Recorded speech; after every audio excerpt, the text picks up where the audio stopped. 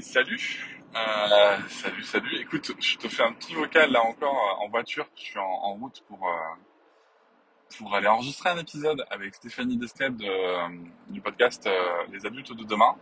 Donc, super chouette, très content parce que j'aime beaucoup ce qu'elle fait et elle est trop sympa et j'aime toujours en plus croiser les univers des podcasts. Et j'ai l'impression que ça fait un moment, mais ouais, on est le 22 octobre déjà, dis donc. Voilà, ça passe vite. Je sais pas pourquoi, je t'ai pas donné de nouvelles avant, alors qu'en fait, c'est passé des trucs, hein. Mais déjà, parce que j'étais en déplacement et tout. Il y a aussi le fait que j'essaie maintenant de garder mon téléphone assez régulièrement loin de moi. Parce que, parce qu'en fait, tu sais, je suis un peu en train d'essayer de reprendre une forme d'hygiène de vie avec... alors, j'arrive pas à retourner au sport pour l'instant, j'ai trop de fatigue et que je veux pas prendre le risque d'y aller, de me blesser et de redécaler une reprise du sport. Mais en tout cas, tu vois, voilà, j'essaie de, je sais plus si je t'avais dit, mais tu vois, d'arrêter de bouffer sucré le soir, etc. Parce que ça, c'était vraiment pas chouette pour le sommeil. J'essaie aussi vraiment de stopper l'écran. C'est pas facile parce que il y a la nouvelle saison de Diablo 4 et Tenkaichi 4 Dragon Ball Z qui est sortie. Euh, donc voilà. mais, mais bon, j'essaie plutôt de lire le soir. C'est c'est c'est euh, voilà, c'est mieux, ça fait du bien pour dormir. Enfin, tu vois, d'essayer de reprendre une petite hygiène de vie comme ça. Et dans cette hygiène de vie, il y a aussi le fait, voilà, même quand je travaille, tu vois, de poser mon téléphone, quitte à le poser, si tu veux, dans une autre pièce. Parce que de toute façon, le téléphone est connecté à l'ordinateur, donc si on m'appelle, donc s'il y a quelque chose d'urgent, je vais le voir et je pourrai répondre. Mais tu vois, c'est juste pour pas aller sur Instagram et tout. Je suis en train d'essayer de me rediscipliner là-dessus, parce que je m'aperçois que, avec le postpartum, tu vois, je me suis beaucoup plus plongé dans l'écran en fait, quand même. Et c'est dans ma position, c'est très facile de plonger dans l'écran euh, énormément. Et donc je suis en train d'essayer de réguler ça. Et ce qui fait que j'ai peut-être moins eu mon téléphone. Après, bref, tout ça pour te dire, je te donne des news maintenant. Voilà. Peut-être aussi parce que, et je pense que ça, c'est un truc sur lequel il faut que je réfléchisse, tu vois. Peut-être aussi parce qu'en fait, même si ça reste difficile, ça va quand même mieux. Et je pense qu'aussi que notre niveau de résilience il a augmenté. Même quand ça va pas bien, en fait, on s'y est fait, je crois. Je crois qu'il y a un peu de ça. Et, mais du coup, je sais pas, tu vois, j'ai peut-être moins eu le besoin d'extérioriser des choses et tout, tu vois. Donc voilà, mais faut aussi quand même ne pas oublier de se parler de quand ça va bien. Ça, je pense que c'est important. Je pense que c'est vraiment une des erreurs à ne pas faire, hein. C'est un truc que je dis souvent en coaching d'ailleurs. C'est de se rappeler, de dire quand ça va bien et pourquoi ça va bien et qu'est-ce qu'on fait pour que ça aille bien. Déjà, parce que ça fait du bien, et deux, parce que ça permet potentiellement de trouver des stratégies reproductibles dans notre quotidien, et que ça, c'est important. Attention, quand je dis reproductible, ça veut pas dire infaillible. C'est toujours important de faire cette distinction. Euh, donc voilà. Et qu'est-ce qui s'est passé? Bah écoute, j'étais en déplacement plusieurs fois, dis donc. Je suis allé enregistrer avec Laurence Rossignol, sénatrice, euh, PS, mais peu importe. Mais surtout, enfin, je sais pas si tu la connais, Laurence Rossignol, c'est une femme de politique qui est tellement inspirante. Enfin, à chaque fois que je l'ai vue, moi, sur des événements où elle prenait la parole, en ouverture d'événements, clôture d'événements, etc. Enfin, elle a telle maîtrise du sujet, des inégalités, du sexisme et tout. Elle est vraiment passionnante. J'espère qu'un jour elle reviendra en responsabilité. Parce que elle a vraiment, enfin, elle maîtrise tellement le sujet. Voilà. Enfin voilà, elle est inspirante, passionnante et très proche des réalités en même temps, quoi. Donc c'est vraiment une personne dont j'apprécie beaucoup le propos, le discours et le travail, bien sûr. Bref, c'était intéressant de monter à Paris pour ça et j'ai eu donc l'occasion de continuer de prendre de l'avance sur le podcast, donc ça c'est chouette. C'est vraiment chouette. C'est vraiment hyper intéressant. Sarah, l'école, ça se passe bien, le rythme est cool. En tout cas, ça va. J'arrive à reprendre du rythme là, et j'arrive même à me reposer. C'est-à-dire que j'arrive à. tu vois, je parlais du téléphone, mais en fait, j'ai réussi à même à intégrer du temps de repos dans la journée. J'arrive à pouvoir m'offrir ça et ça, c'est cool. Et c'est ce qui me permet derrière, justement, d'avoir l'énergie de bien relayer quand il y a Noëlla, si tu veux, alors bien relayer, c'est elle qui jugera, on va dire, hein, mais en tout cas de relayer au mieux de ce que je peux, sans péter les plombs, sans tomber dans la dépression, etc. Donc, voilà, il y a une forme alors pas d'équilibre parce que c'est pas encore le mot que je pourrais utiliser, mais en tout cas, il y a une forme de contrôle ou en tout cas de reprise en main de ce quotidien qui est fort agréable quand même. Et, euh, et voilà, aujourd'hui, Sarah, elle est au centre de loisirs. Lucas est chez la nounou, donc tu vois, je peux me permettre d'aller enregistrer pas très loin, il y a quand même 1 heure et demie de route, mais pas très loin de la maison pour ça. Et, euh, et c'est chouette, tu vois, parce que du coup, je me sens pas emprisonné là-dedans. Puis ça me fait du bien aussi de sortir là, pour enregistrer, parce que pareil, travailler dans la maison, c'est euh, c'est chouette, hein, mais ça fait du bien de sortir. Ça, c'est un truc qu'il faut que j'arrive à refaire, parce que tu vois, je marche beaucoup mine de rien. Ça, j'ai bien repris. Hier, j'ai marché 2 heures sur le tapis. Mais voilà, faut sortir de la maison. Je pense que c'est intéressant. J'ai fait faire un devis. Enfin, j'attends un devis pour. On a une espèce de pas une dépendance, mais on a une espèce de petite pièce à coller au garage mais qui est pas du tout isolé. Enfin voilà, c'est pas bien aménagé du tout. Donc j'ai un gars pour les travaux qui doit me proposer un devis.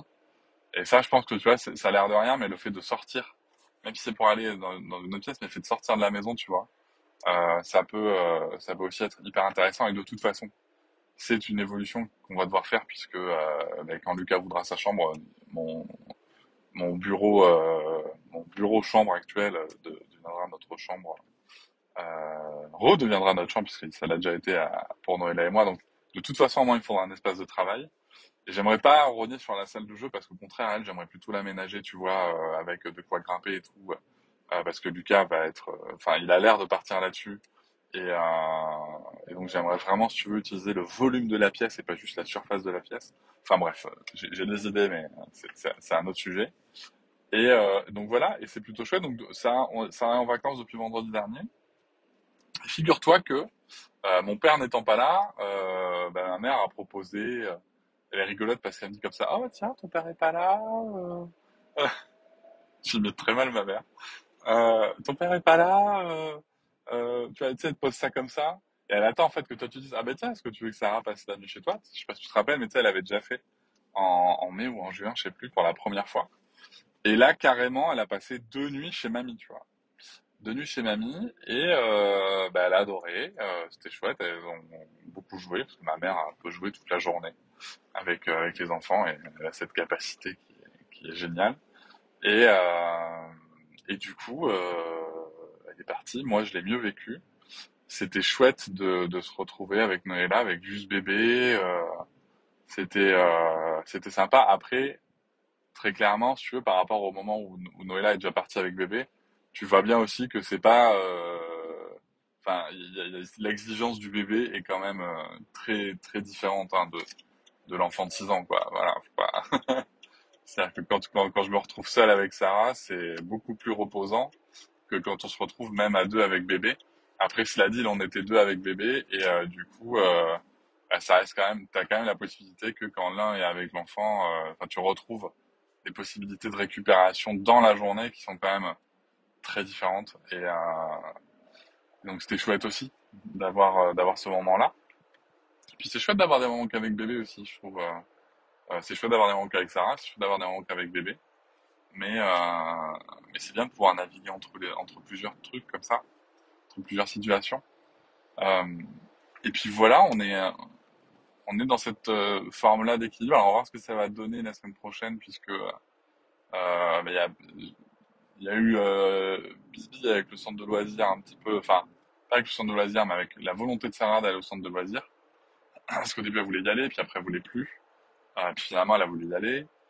Sauf qu'en fait, au moment où il a fallu réserver, c'était, je crois, la semaine dernière. Et voilà, bien entendu qu'une semaine avant les vacances, les places du centre de loisirs, elles sont plus forcément disponibles. Donc voilà, mais on a pu quand même avoir 3 jours cette semaine. Et il y en a 2 la semaine prochaine. On est sur liste d'attente pour un autre jour. Voilà, c'est quand même chouette. Elle est contente d'y aller. Là, tu vois, ce matin, c'était fluide, c'était facile. Petite news aussi avant de te laisser sur, je sais plus si je t'avais dit, mais on a mis en place un renforcement positif un peu sur de longue durée pour travailler sur des comportements d'autonomie comme bien débarrasser la table parce que tu sais, il y a eu un peu de régression là depuis l'arrivée de Lucas. S'habiller toute seule aussi machin, elle arrive même à mettre ses collants toute seule maintenant et tout.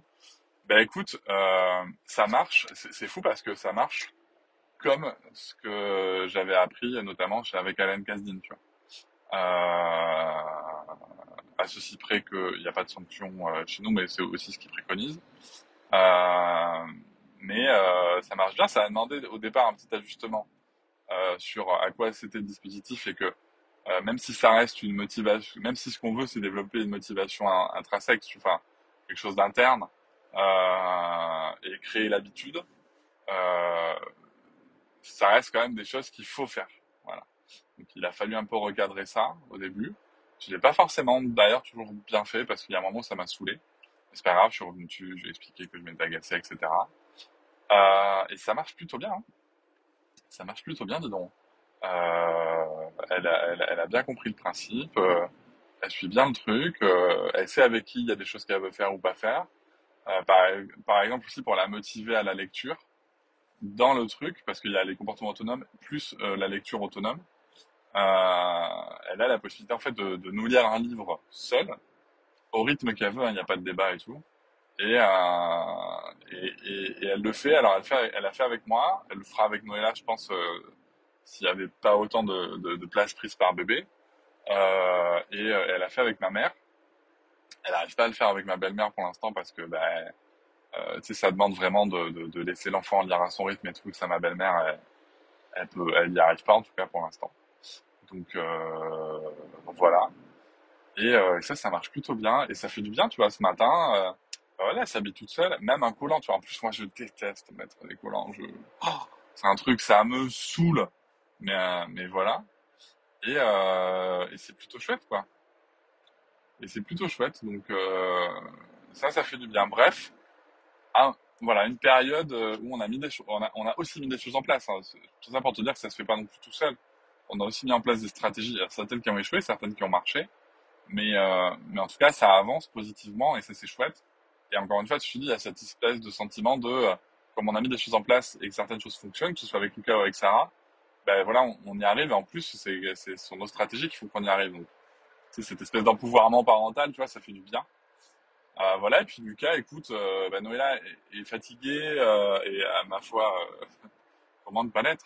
Là, les nuits en ce moment, c'est un petit peu plus difficile, de façon assez aléatoire. On a mis le lit penché, alors voilà, on teste le truc pour le reflux, tu vois, la nuit.